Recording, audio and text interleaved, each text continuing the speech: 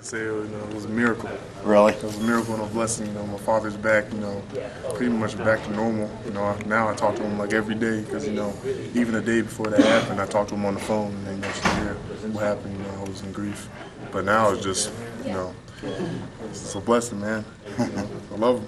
You're right. Mm-hmm. What, can you take us through a little bit how you heard about it and how quickly the recovery started?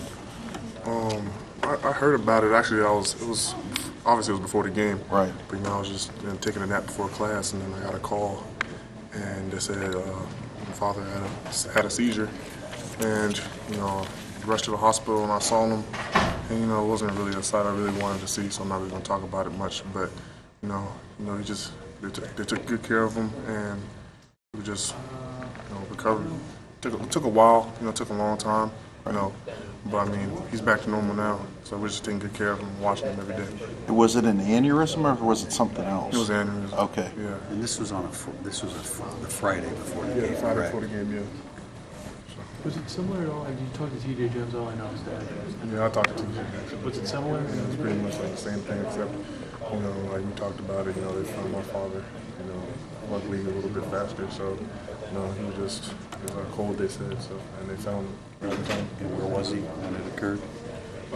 He was in the hotel. He was here. Yeah, he was in the hotel. Yeah. Who found him? Lil Wood's father. Yeah, so he found him in time. Because they're good buddies, and then he found him and told me and rushed him to the hospital. How's he now? I mean, is there anything? He's good. You want to call him? I'm sure he got hurt.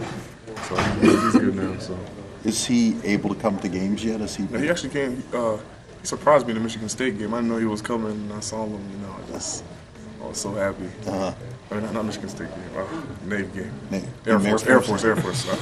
And then he actually came here this last week.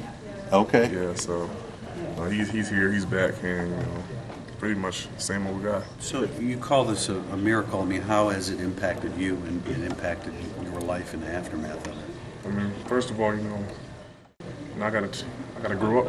That's my father. Every time something goes wrong, I have to talk to him. And just him not being there. Not getting the phone calls that I used to get.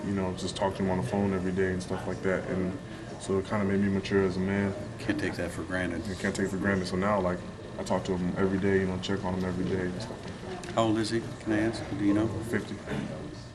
What was your reaction when you saw him at the Air Force game? I was happy.